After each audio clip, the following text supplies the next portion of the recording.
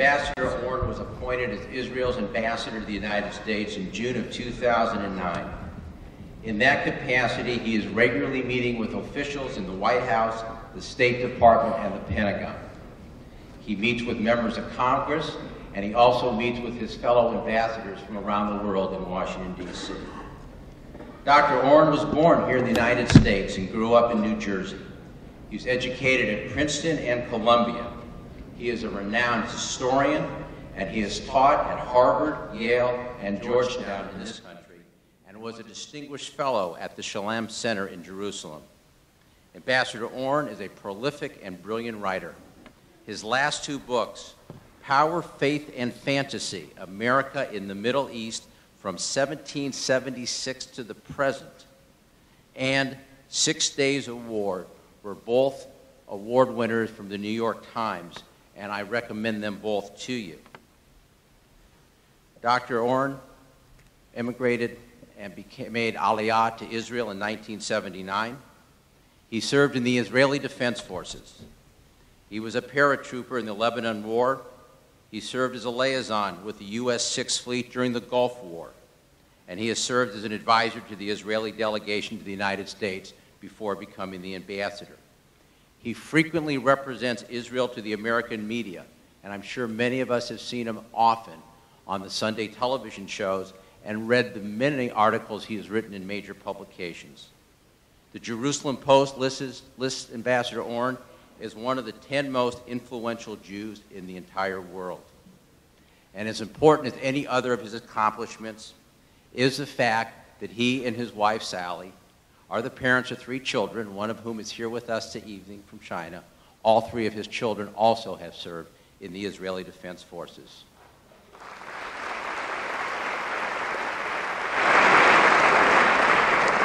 This is quite an impressive resume, and I have only given you a few of the highlights. Yet these facts, which I have shared with you, do not begin to capture how fortunate we are as Jews to have Ambassador Oren representing us and representing the state of Israel, which is so important to us.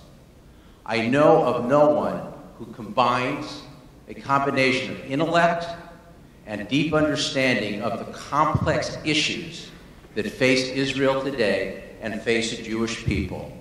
And there is not a clearer thinker who better communicates what is happening in the world and what it means to us. Mr. Ambassador, we are a diverse community here in Los Angeles, and the Jewish Federation of Greater Los Angeles is privileged today to bring together our community as a convener. We are a community of diverse interests and diverse opinions, but we share one thing in common. We understand that our future is tied to the future of the state of Israel, and we support the state of Israel unequivocally.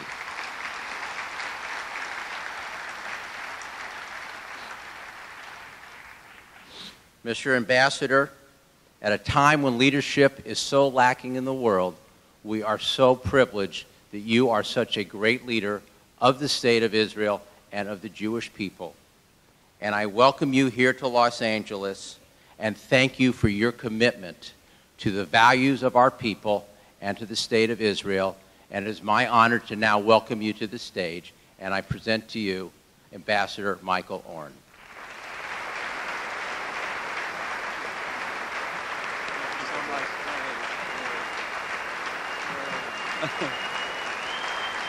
Wow.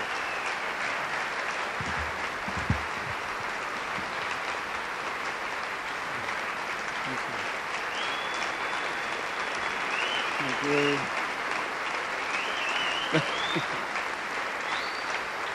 Thank you. Toda.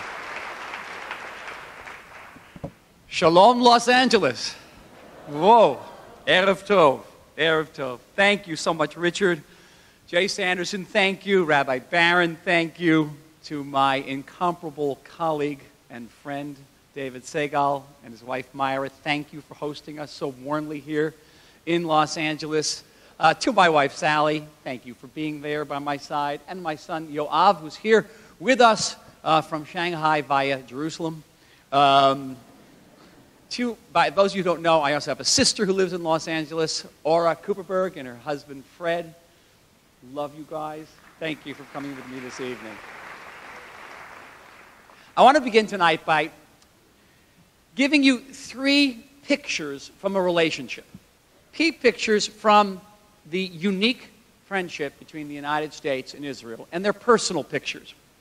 The first one stems back to 2008. Before I was in this job, I was at an institute in Jerusalem doing my research, and one day I get a call from the naval attaché at the U.S. Embassy.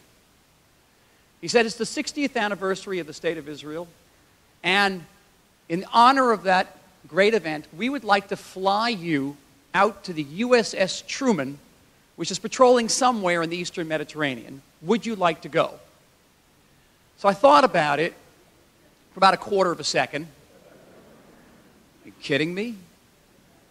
So I was driven out to some obscure airfield near Tel Aviv airport and put onto a propeller plane of the U.S. Navy, strapped in with earplugs, and nobody told me that this airplane was going to go from 180 miles an hour to 0 in less than a second when it landed on the Truman.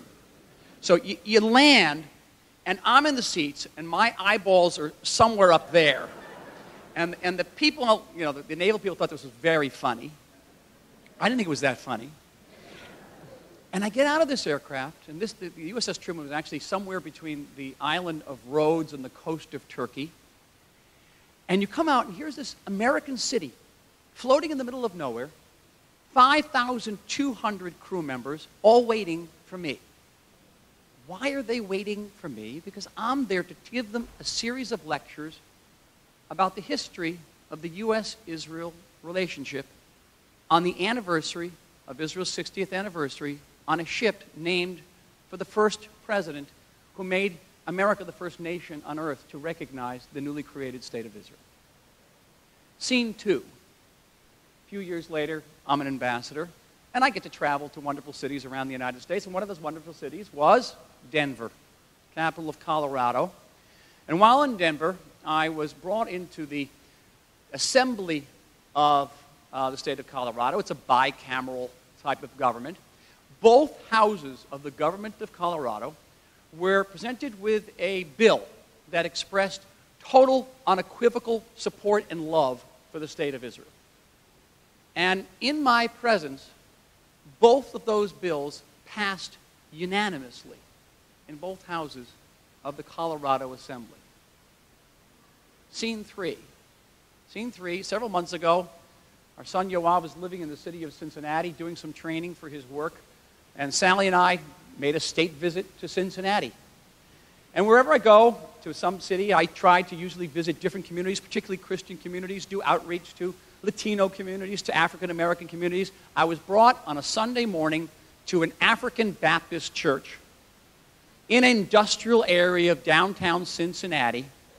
And I walk in this church, and it's a scene like you see, in a movie, people singing rapturously, dancing.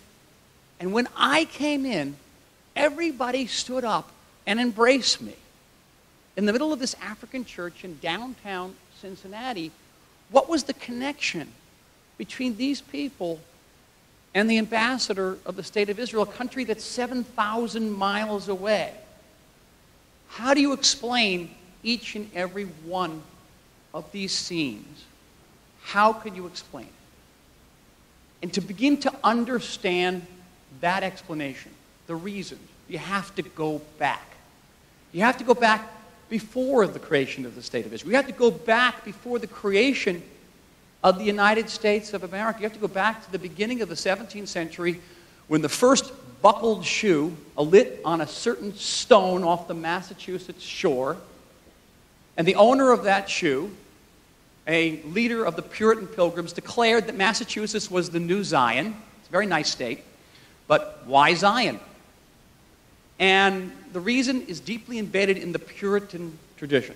The Puritans were a dissenting sect in England at the beginning of the 17th century. They'd suffered terribly at the hands of the official church of England. And in an attempt to better cope with their suffering, they looked into the Bible. They're looking for a biblical model. They looked into the New Testament. They didn't find it. They looked back into what they called the Old Testament, and there they saw something extraordinary. They found a God who spoke to his people in their own language. And he made them a promise. He promised to rescue them from exile. He promised to bring them back to their homeland. And the Puritans read this story, and they loved this story. This is our story. It became their story. They became the new Jews, the new Israel. England became the new Egypt. The Atlantic Ocean became the new Sinai. They escaped, and they landed in this country, on this continent, and they likened it to the new Promised Land. And if you're on the East Coast, you find about 1,000 cities and towns that have Hebrew names. You have the Sharons and your Bethlehems and your Jerichos and your Zions. And they gave Hebrew names to their children, the Davids and the Rebeccas and the Sarahs and the Isaacs. They made Hebrew a mandatory language at all of their universities. You know, James Madison was a Hebrew major at Princeton, and he failed. I can identify. I can commiserate James Madison. So deeply was ingrained this biblical narrative in the minds and hearts of the founding fathers and mothers of this country that at the conclusion of the American Revolution in 1783, there was a debate over what was to be the great seal of this newly founded United States. And there were some American leaders who had this notion that it should be the bald eagle. But there was another group of prominent Americans that said, no, the great seal of the United States should show Moses leading the children of Israel out of bondage and into the Promised Land. And there was a really heated debate, and America came this close to having Moses as your national symbol. It lost out. You got the follically challenged bird instead. But you should know that the authors of the Moses symbol were none other than Thomas Jefferson and Benjamin Franklin. They had so deeply internalized the biblical narrative. Now, for many of the descendants of these Puritans, the fact that they were the new Jews meant that they had a strong sense of kinship with the old Jews. We were mishpucha, in short. And the fact that they had inherited a new promised land meant that they had a strong connection to the old promised land, the land of Israel, and they concluded that to be good Christians, to be good Americans, it was their divinely ordained duty to help those old Jews return to their old promised land, to help fulfill the biblical promises of ending the Jews' exile and their restoration to independence in the land of their fathers. And thus was born the notion of restorationism, which wasn't a peripheral notion in early America. You had John Adams, the second president of the United States, saying it was his fondest wish that someday 100,000 Jewish soldiers would march back into Judea, as he called it, and reclaim their ancient independence. Abraham Lincoln, in 1863, pledged that once he restored American unity after the Civil War, he would work to help restore the Jews to their own independence in the land of Israel. Woodrow Wilson, the grandson and son of Presbyterian ministers, said it was his greatest honor to help the Jews return to their homeland, and he was instrumental in persuading the British government at the end of World War I to issue the Balfour Declaration, in which the British Empire pledged to help recreate a Jewish national home in the land of Israel. And that pledge was instrumental in the decision of the UN in November 1947 in partitioning what was then called Palestine into an independent Arab and an independent Jewish state. The Arabs rejected it, the Jews accepted it, and that Jewish state was set to come into being on May 14th, 1948, and an deeply embittered, acrimonious debate broke out in Washington over whether the President of the United States should recognize that state. In an event that has really no parallel to my knowledge in the annals of American foreign policy, every major advisory board, whether it's the State Department, the Defense Department, the Pentagon, said to the President of the United States, don't do it. Don't recognize that state. You recognize the Jewish state, the Arabs are going to cut off oil to the United States. The communists are going to take over Western Europe. The Jews of Palestine can't defend themselves. We're going to have to send the American army over there to defend the Jews. And the President of the United States locked himself in the White House for 48 hours, and he thought about it. That president, of course, was Harry Truman. Harry Truman claimed to have memorized the Bible by age 14. was a strict Baptist. And he thought about it, and at 6:11 p.m. on the evening of Wednesday, May 14th, 1948, 11 minutes after David Ben-Gurion declared Israel's independence, Harry Truman walked out and made the United States the first nation on earth to recognize the recreated Jewish state of Israel.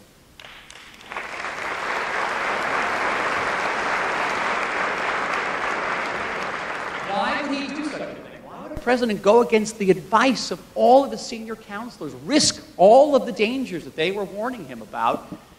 He had one answer. He was asked, "Why did you do this, Harry Truman?" And he said very simply, he said, "I'm Cyrus," he said.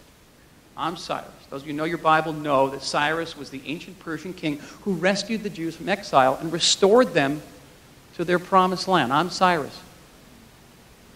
Deep spiritual connection between the state of Israel and the American people. America is the most religiously observant, industrialized state on earth. More people attend a house of worship in this country weekly, whether it be a church or a synagogue or a mosque, weekly than in any other modern state on earth. People read their Bible. And the spiritual connection between Israel and the United States is one of the reasons, and I think one of the primary reasons, why support for Israel in this country is at a 20-year high right now. Over three-quarters of Americans define themselves as pro-Israel, and many of those Americans are reading the same Bible that John Adams read, same Bible that Abraham Lincoln and Woodrow Wilson and Harry Truman read. There's a promise there, and God does not renege on his promises. Israel comes into being in 1948 not only as a Jewish state, though.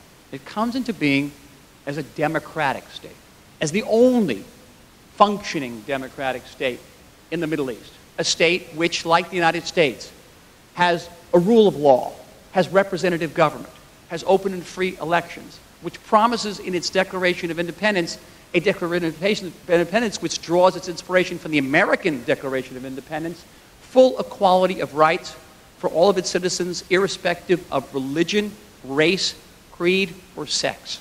Took it one step further in our Declaration of Independence. It is a country which is one of the few nations on earth, and America belongs to this group, along with Canada, Britain, New Zealand, Australia, one of the few nations on earth that has never known a second of non-democratic rule. Think about that. In spite of pressures that we have known since our creation that would have crushed many other democracies many times over. I think it's one of Israel's towering achievements, our democracy. That is the confluence, the communality of our democratic values form one of the great pillars of our relationship with the United States. Israel is the only country in the Middle East that has a memorial to the victims of 9/11 outside of Jerusalem. Israel is the only country in the Middle East that has a memorial to John Fitzgerald Kennedy in the forest outside of Jerusalem. Israel is the only country in the Middle East that has a memorial to Martin Luther King right down the street from our home in Jerusalem. Israel is the only country in the Middle East that has not one, but two replicas of a Liberty Bell, inscribed with the words for Leviticus, "May freedom ring throughout the entire land." Israel. Now, so there was spiritual ties, there was the common democratic values, there was not a strategic relationship. That didn't occur immediately. Those people who say that Israel and the United States were always allies in the military sense is simply not true. It didn't occur until after a certain war that occurred in June 1967, a 6-day war. And on the 7th day, American leaders woke up and said, whoa, there's this superpower in the Middle East that just defeated several Soviet-backed armies. Maybe we should be allied with this country. And thus was born the U.S.-Israel Strategic Alliance, which has blossomed and flourished in directions which would have been inconceivable in Israel's first year. And I could probably spend an hour just talking about our military cooperation. The intelligence relationship between the United States and Israel is unequaled by America's intelligence relationship with any other country in the world. We are engaged. American and Israeli forces trained together. We just had the largest joint maneuver ever. American ships, warships, pay ports of call in Haifa, and it is the best port of call for American sailors in the Mediterranean. They love Haifa. American planes land in Israel. American prepositions close to $1 billion worth of weaponry and military material underground in the state of Israel. Israel, together with the United States, have developed the most advanced and battle-proven anti-ballistic systems on the entire planet. We have provided armaments for American vehicles fighting in Iraq, firstly, now in Afghanistan. 20,000 American vehicles have been armored by a small kibbutz in northern Galilee that was founded by Americans in 1948, Kibbutz Sasa. I get the letters. I get the letters from the parents, from the wives, from the grandparents, thanking us for saving their children's lives in the battles in Iraq and Afghanistan. I get those letters. We have developed defense systems that can take out rockets fired at tanks. We've developed systems that can identify improvised explosive devices that have been so injurious to American soldiers. We are there with you. American planes, every American military aircraft, whether it be helicopters or fixed-wing aircraft, fly with Israeli components and Israeli concepts. That's how closely we are allied on the military plane. Extraordinary. So, spiritual ties, democratic values, strategic alliance, and now, in recent years, a new pillar is rapidly arising. You know, I spent about 30 years studying the U.S.-Israel relationship, and I thought I knew it all, and then I came into this job, and it was very humbling. I found out that I knew very little.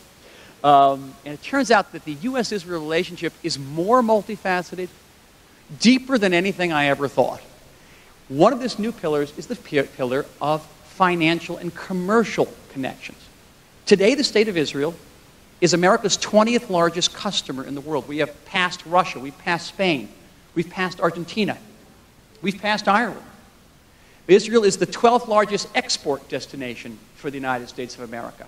Israel had the first free trade agreement with the United States of America. Since that free trade agreement was signed over 20 years ago, trade between the United States and Israel, bilateral trade, has expanded by 300%. We're talking about close to, in the last decade alone, close to $90 billion of American investment in Israel and close to $60 billion of Israeli investment in the United States of America. Israel, as many of you know, is a high-tech giant. Right after the United States, we have the most number of startup companies. Per capita, we have the most in the world. We have more startup companies in Israel than all of Europe combined. A country of less than 8 million people, we're number 3 on the NASDAQ exchange after the United States and China. We devote about half of our national income to development and research in high tech. Just extraordinary. And America is deeply, deeply involved in our high technology. In the world markets, they think of Silicon Valley and Tel Aviv as part of the same market. We're so deeply engaged with one another. Every major American high-tech company, Motorola, Microsoft, Intel, has their R&D centers in Israel. Intel has 2 R&D centers in Israel. Apple is opening its first foreign overseas research center in the state of Israel. All of your computers, almost all of your cell phones contain Israeli concepts, contain Israeli products, whether it's your flash drive, whether it's your intuitive browser. These are all Israeli inventions, and you have them. You have them in your home. If you got Intel inside, you got Israel inside. Believe me, you got it all. And at a time when many American corporations are outsourcing to Asia jobs, Israeli corporations are outsourcing to the United States. I spend a big chunk of my time going around cutting ribbons, opening up Israeli corporations. I just opened up a branch of ELTA, the radar-making company in Maryland. The point is going to employ 100 skilled engineers in the state of Maryland. Tens of thousands of Americans are employed by Israeli companies throughout the United States, and including in the state of California. Isn't that amazing? Now, does this mean we agree on everything all the time? Guess what? We don't. No two allies, no matter how close, can agree on everything all the time. Those of you who know your World War II history, Britain and the United States, very close allies, Roosevelt and Churchill, they disagreed about so many things. But it was a great alliance. And the U.S.-Israel alliance is absolutely no different. We've had differences over recent years over the settlement issue. In many ways, that is not a new difference. It goes back to the Johnson administration. Differences over the status of the city of Jerusalem, our capital, and in many cases, that's a difference that goes back to Harry Truman, because the United States back then didn't recognize West Jerusalem as Israel's capital. And differences over the Iranian issue as well as times, you might have noticed in the press. But all I can say to you is this, is that the differences we have are vastly, vastly overshadowed by the areas in which we have complete agreement. And whether it's in dealing with the turmoil throughout the Middle East, whether it's dealing with the threat posed by the Syrian chemical arsenal, whether it is dealing with terrorism throughout our region and indeed throughout the world, and even on the areas in which supposedly we have differences on the peace process, even the areas of agreement there vastly, vastly outweigh the differences we have. Both the United States and Israel call for the immediate resumption of direct talks between Israel and the Palestinians. Both reject the notion of Palestinian unilateral moves in the General Assembly, any attempt to end-run the peace process. Both call for negotiations on the basis of all the core issues, whether it be borders, security, Jerusalem, leading to a solution of two states for two peoples. Israel, the nation state of the Jewish people, Palestine living side by side in permanent peace and security and legitimacy. No difference whatsoever. On the Iranian issue, we both are determined to prevent Iran from acquiring nuclear weapons. We both view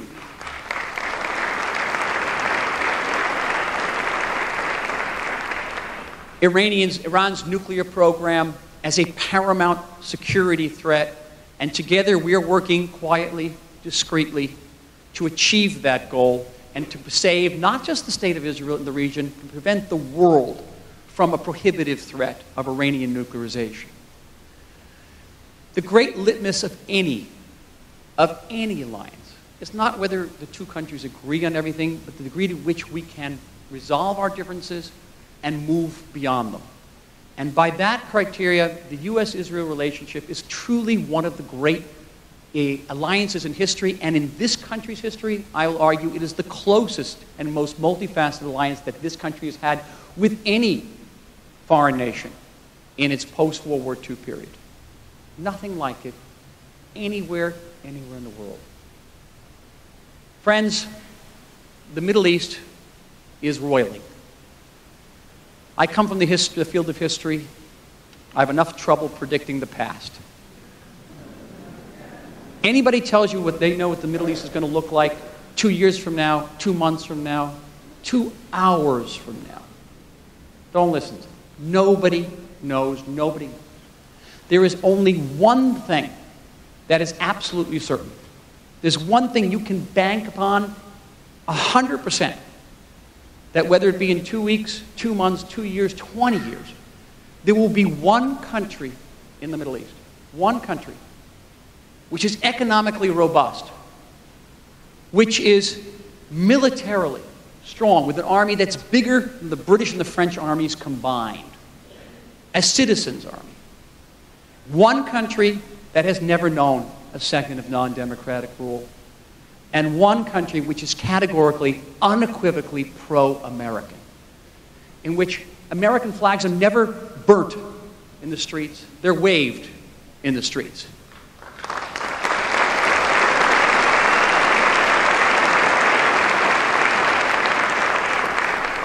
That country is the sovereign state of Israel.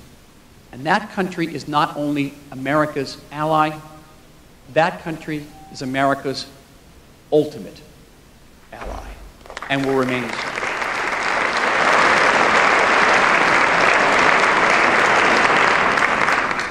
Tomorrow, open up your computers, your Israeli component-contained computers, and you look in your email, and you'll get a little film clip which we're going to send to each and every one of you. It's a film clip of a last scenario. I'll leave you with the last picture. couple weeks ago, we had the Hanukkah party at the White House. It's always one of my great privileges to go to the Hanukkah White House celebration. And this was a special year. It's almost as good as the Hanukkah celebration at the Indian Embassy in Washington, which you should never miss. It's latkes and dal. And it's a great festive event at the White House. And this was a special year because just several weeks before this, I had gone to visit West Point, the American Military Academy, and I had addressed, again, a whole group of cadets. They were so interested in Israel. It followed up on a similar visit I'd made to the Naval Academy in Annapolis. 1,600 midshipmen and women came to hear me there. At West Point, I met the Jewish choir of West Point at the chapel. And they came out and met me, and they sang chord, and they were singing at the White House. And it was beautiful, wonderful young Jewish cadets singing in Hebrew at the White House. And singing Jerusalem of Gold, singing great Hebrew songs. And then after the White House, there was another reception at Congress for a Hanukkah party, and who was there but the Israel Defense Forces choir. And I got it into my mind, can we get these two choirs together? So I made some quick phone calls. We talked to a couple of congressmen.